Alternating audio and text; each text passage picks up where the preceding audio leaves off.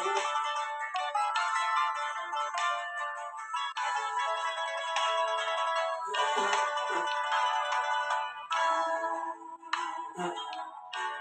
la razón de mi vida.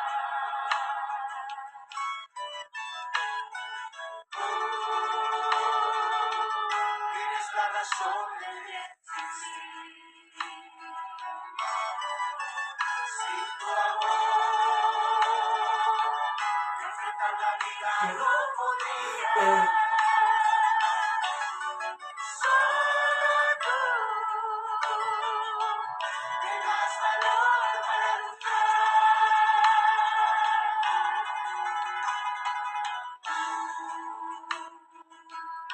Eres la razón de mi vida.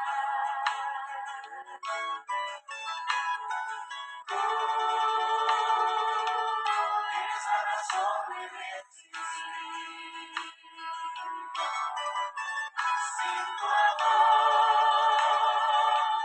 enfrentar la vida no podía. Solo tú me das valor para luchar. Yo no puedo vivir sin ti, Señor. Sin tu amor no puedo caminar. Es la fuerza que me das para luchar. Cuando he caído, tú me levantas. Si en soledad me encuentro, eres mi amigo fiel. Cada mañana puedo ver tu luz en mí. Cuando he caído, tú me levantas. Si en soledad me encuentro, eres mi amigo fiel. Cada mañana puedo ver tu luz en mí.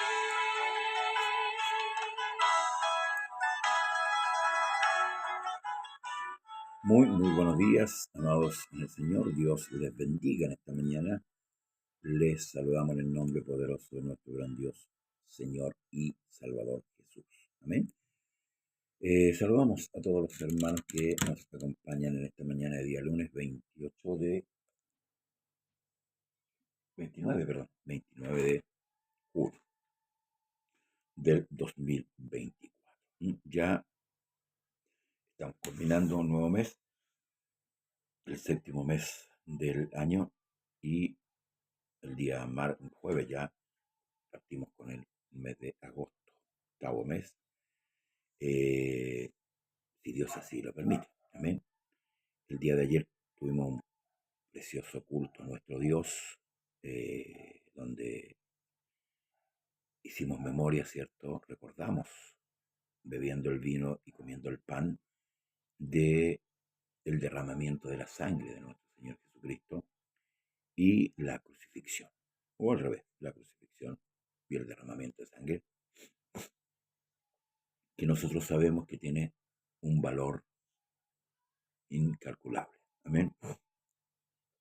Y que nos dio la entrada, por medio de esa muerte, a la vida eterna. No teníamos esperanza, no teníamos por dónde, hermanos, allegarnos a Dios después de el pecado de Adán y el pecado de toda la humanidad. Nuestro pecado nos apartaba y nos alejaba cada día más de Dios. Pero Dios, en su infinita bondad y misericordia, vino a esta tierra, pagó el precio del pecado, cumplió con la justicia divina, y hoy estamos aquí. ¿Cómo estamos? Con una esperanza. Amén. Como dice Tito, una esperanza bienaventurada. Ya. El día sábado concluimos con el verso 28 del capítulo 18 del libro de Hechos, donde estamos haciendo un recorrido nuevamente por la historia de la iglesia, y hemos podido ver cómo Dios fue haciendo su obra en la iglesia, cómo fue conformando este cuerpo, ¿verdad? Y hoy partemos en el capítulo 19. Recordemos que el 28 nos hablaba de no la conversión de Apolos, sino donde Apolo fue encaminado más correctamente. ¿Sí? Es así. Muchos creyentes, ¿cierto?, que de repente reciben este evangelio, empiezan a hacer cosas, ¿cierto? Pero a veces están un poquito equivocados. Pero aquí Apolos se encuentra, ¿cierto?, con este varón que hablaba de Jesús, pero solamente había conocido el bautismo de Juan. Nosotros sabemos por la Escritura que el bautismo de Juan con el bautismo de los apóstoles tiene una diferencia.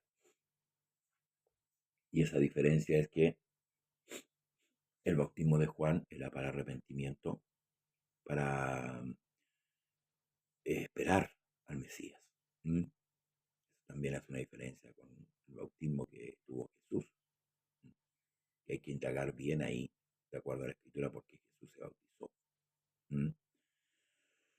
Y el bautismo de los apóstoles es el bautismo que el Señor le encomienda, diciéndole: y por el mundo y predicar el Evangelio a toda criatura.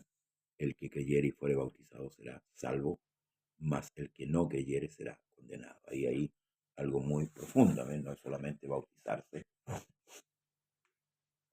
y tomarlo esto como el bautismo como un ritual. ¿Mm? Dice: aconteció que entre tanto que Apolos estaba en Corinto, Pablo, después de recorrer las regiones superiores, vino a Éfeso, y hallando a ciertos discípulos, les dijo: ¿recibisteis el Espíritu Santo cuando creísteis? Y ellos le dijeron: ni siquiera hemos oído si hay Espíritu Santo. Entonces dijo: ¿en qué pues fuisteis bautizados? Ellos dijeron: en el bautismo de Juan. Dijo Pablo: Juan bautizó con bautismo de arrepentimiento, diciendo al pueblo que creyese en aquel que vendría después de él, esto es, en Jesucristo. Cuando oyeron esto, fueron bautizados en el nombre del Señor Jesús. Y habiéndoles impuesto Pablo las manos, vino sobre ellos el Espíritu Santo, y hablaron en lenguas y profetizaban. Y eran por todos unos 12 hombres. Y entrando Pablo en la sinagoga, habló con denuedo por espacio de 3 meses, discutiendo y persuadiendo acerca del reino de Dios. Pero endureciéndose algunos y no creyendo, maldiciendo el camino delante de la multitud, se apartó Pablo de ellos y separó a los discípulos, discutiendo cada día en las escuelas de uno llamado Tiranno. Así continuó por espacio de 2 años, de manera que todos los que habitaban en Asia, judíos y griegos, oyeron la palabra del Señor. Y hacía Dios milagros extraordinarios por mano de Pablo. Vamos a quedarnos un poquito aquí en situaciones que aquí acontecen y que muchas veces dan para el error de muchos que la invocan de otra manera. Una mala interpretación podría ser. Estos discípulos de Juan solamente habían recibido el bautismo de Juan. Pero como dijimos al principio, el bautismo de Juan nada tenía que ver con la salvación en un sentido, sino que era para que el pueblo estuviese preparado para recibir al Mesías, que se iba a manifestar, ¿cierto?, en Cristo, por supuesto, ¿verdad? Y Pablo se encuentra en Éfeso, después de haber estado en Corinto, se encuentra en Éfeso, y encuentra a estos varones que eran discípulos de Juan, y les aclara el tema de la salvación. Al igual que Apolo, ¿verdad? También se le fue aclarado este tema, fue puesto más la línea recta, por decirlo así. Y la pregunta de Pablo, escuche bien, porque en estos tiempos de un tiempo a esta parte se ha generado otra pregunta. Cuando se conversan dos pseudos creyentes, el uno que cree que estar bien le dice al otro, ¿hablaste en lengua? No le dice recibiste el Espíritu Santo. Primero es el Espíritu, la lengua, y aquí lo vemos. Amén. Pablo le hace la pregunta clara, ¿recibiste el Espíritu Santo cuando creíste? Ahora, recordemos que el Espíritu dado es dado a quienes, a los que le obedecen, como lo dijo Pedro y como Pablo después lo confirma en sus cartas doctrinales. Entonces Pablo les aclara el tema del bautismo, del creer. Fueron bautizados, obedecieron, fueron bautizados en el nombre de Jesús. Pablo les pone las manos y vino el Espíritu. Y usted me lo dice, pero ahí pastor habló en lengua. Sí, ciertamente es así, profetizaban también. Lo que hoy día se ha generado, hermanos, es una actitud, a ver cómo explicarle, desesperante, por darle el Espíritu Santo a la gente. Se olvidan los enseñadores o los predicadores que el Espíritu Santo lo da el Señor, no los hombres. Usted mira, pero Pablo le impuso las manos. Sí, ciertamente, le impuso las manos. Pero tenemos el relato, si volvemos un poquito atrás a los hermanos Samaria, no dicen que hablaban en lengua, ni tampoco dicen que profetizaban. En la casa de Cornelio no hubo necesidad de imponer manos. Entonces, esto lo hacían los apóstoles para, hermanos, confirmar que ellos estaban enseñando una verdad, o la verdad. La verdad, esa es la palabra, la verdad. Por eso que después dice que acá, cuando estos oyeron, estos fueron bautizados en el nombre del Señor Jesús, y habiendo impuesto Pablo las manos, vino sobre ellos el Espíritu Santo y hablaban en lengua y profetizaban. Y eran todos unos 12 hombres en total. Ahora, ¿por qué el Señor confirma esto? Haciéndoles y tomándoles, ¿cierto?, su lengua para hablar en otras lenguas, no en nuevas lenguas, en otras lenguas. Porque recuerde que estos hombres eran discípulos de Juan, al igual que los de la casa de Cornelio. Creían en Dios, pero tenían creencias diferentes. Recuerde que el mismo Señor se lo dijo a Israel, que Juan era una antorcha que alumbraba, y todos quisieron regocijarse en él. Muchos quisieron regocijarse ahí, ponerse bajo la sombra de Juan. Pero Juan no era el Mesías. Entonces había que de una manera sacar, hermanos, de su cabeza esa convicción y poner la otra. Lo vimos con Apolos. Ahora lo vemos con estos 12 hombres, a los cuales Pablo también coloca en la vereda exacta. Eso es todo. Dios confirma, hermano, a través de la llenura del Espíritu Santo. Pero no podemos nosotros decirle a un creyente, oye, tienes que hablar en lengua.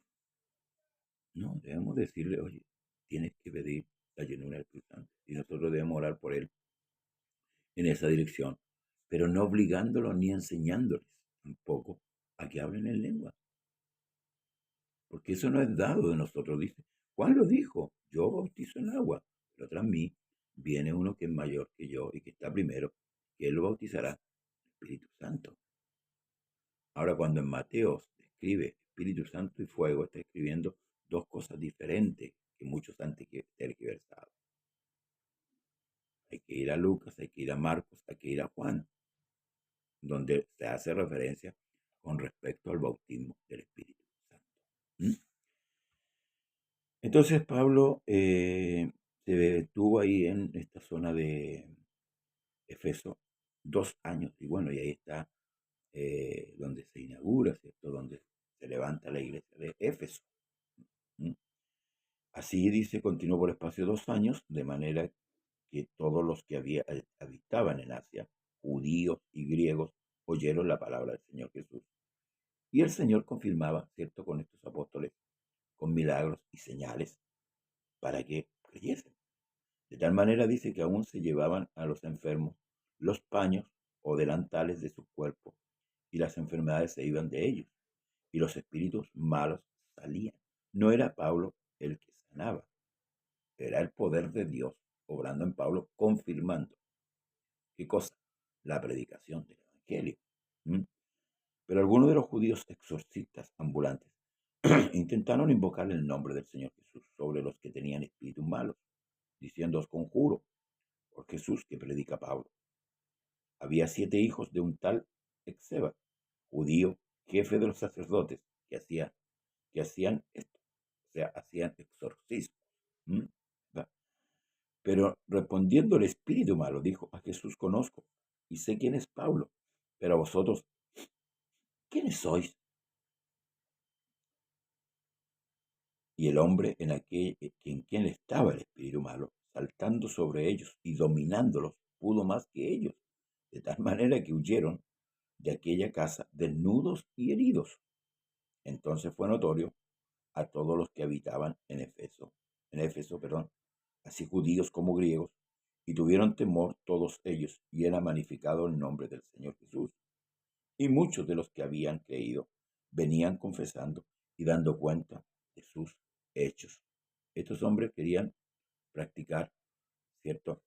Eh, lo que hacía Pablo, en cierto modo, ¿verdad? Pero no lo hacía Pablo. Era Dios el que obraba. Ahora, ¿de qué manera?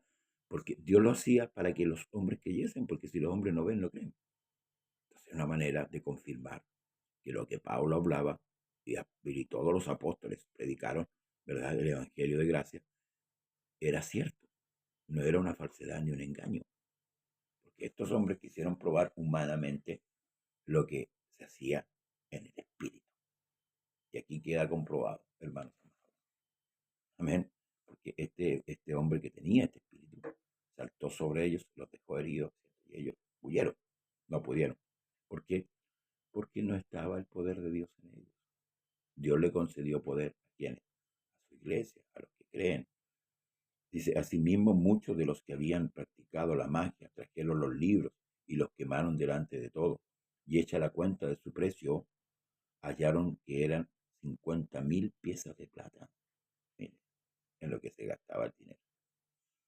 Así crecía y prevalecía poderosamente la palabra del Señor.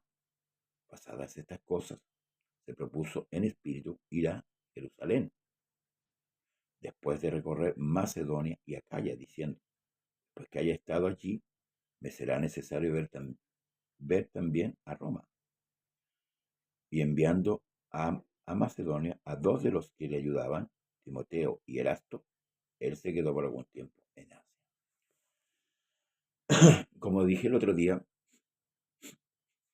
había que predicar la palabra y había que tomar harto tiempo, ¿cierto? Y es lo que hacía Pablo con su vida, ¿verdad? Como apóstol, para lo que él fue llamado.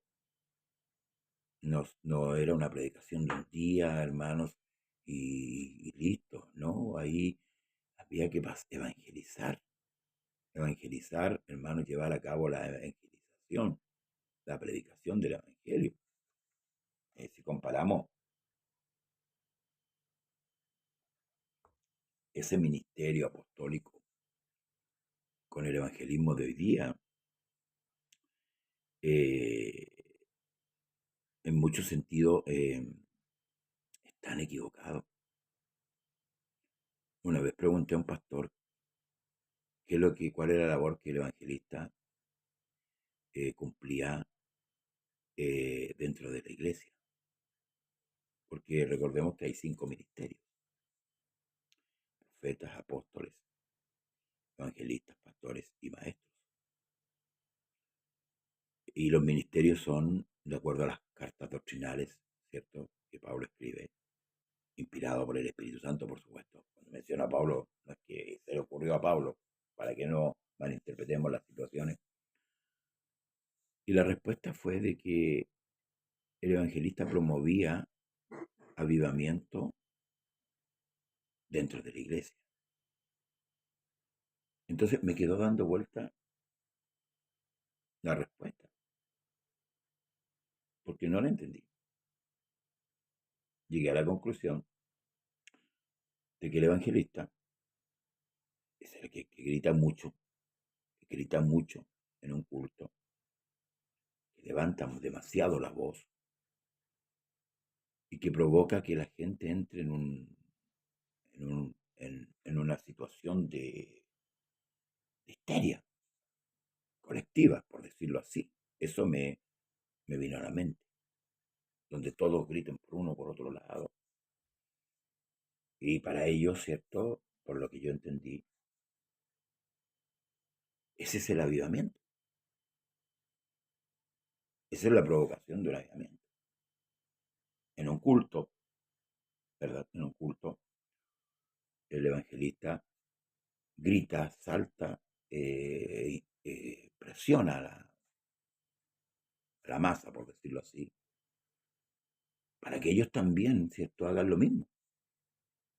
Y eso es para muchos un culto avivado. Yo no lo veo en la escritura de esa manera. Creo que es un gran error. Nos topamos ciertos días atrás en un lugar donde el predicador, un pastor, gritaba a tal punto que se ponía de otro color. Sus ojos ya se le salían, sus cuencas. Y yo creo que las amígdalas estaban un poco también ya por salir. Y fustigaba a la iglesia porque no hacía como él quería. Yo creo que todo avivamiento, para mí, y todo despertar, es provocado cuando es predicada la palabra de Dios, como el apóstol Pablo dice a Timoteo, que tiene que presentarse como un obrero aprobado, que traza bien la palabra de Dios, que traza bien la escritura. O sea, trazar la escritura es dar una buena enseñanza, es partir de un punto, ¿cierto?, trazado y que nos da una medida exacta. Ahora, el que provoca, y lo hemos visto en gran parte de lo que estamos leyendo, el resto es Dios. Dios derramó Espíritu Santo sobre estos 12 discípulos de Juan. Dios derramó Espíritu Santo en la casa de Cornelio. Dios derramó Espíritu Santo allá en el aposento alto. Entonces, no debemos malinterpretar las escrituras para no hacer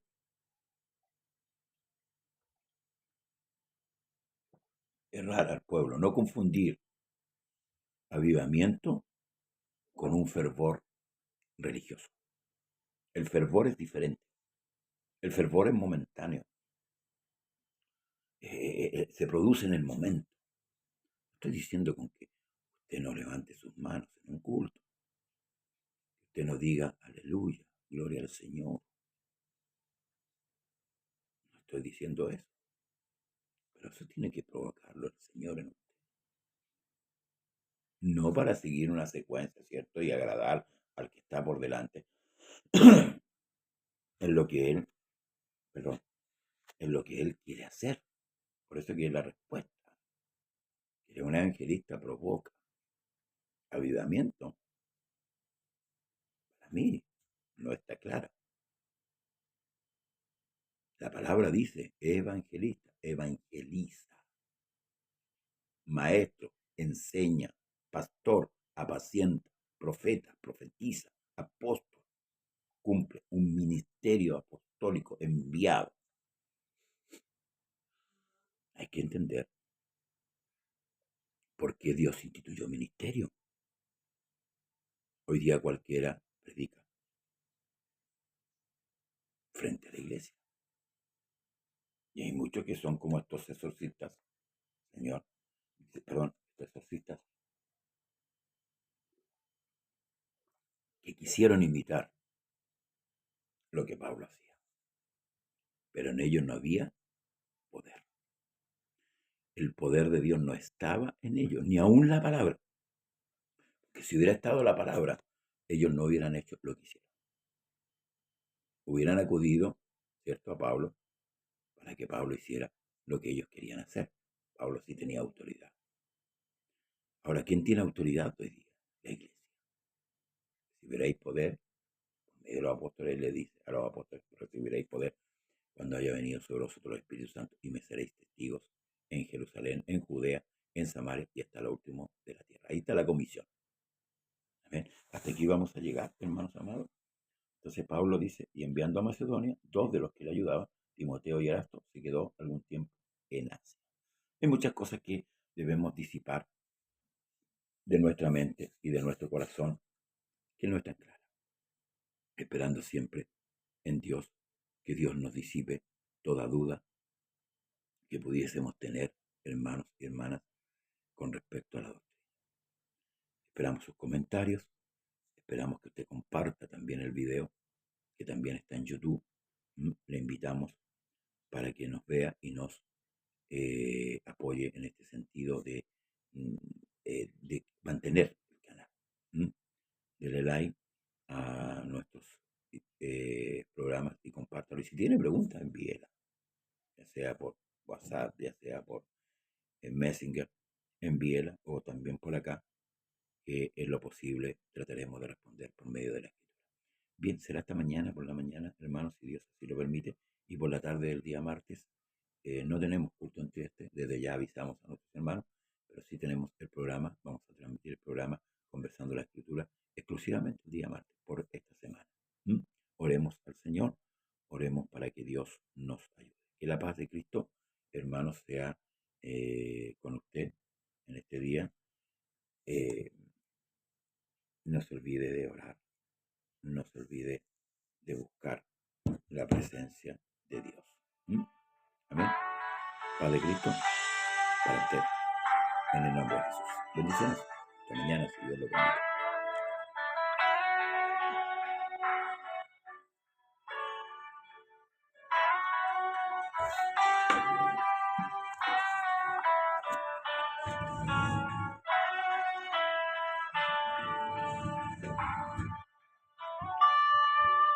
Cómo pasan los años, viviendo pruebas sobre pruebas. Jesús mismo nos dijo que será muy necesario pasar por luchas y tormentas. Es en medio de esa prueba que el enemigo se levanta a susurrarte en el oído que lo que Dios a ti te